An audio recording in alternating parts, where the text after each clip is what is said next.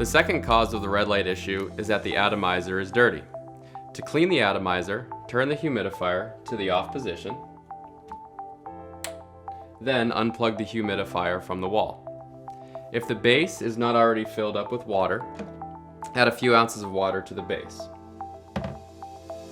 Then, clean the atomizer with a brush or a cotton swab and empty the humidifier of the dirty water.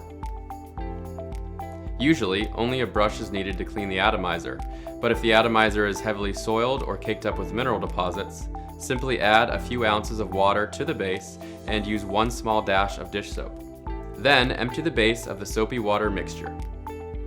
If you're using soap, make sure to rinse the base with water, making sure to not get water into the underside of the base where the circuit boards are located.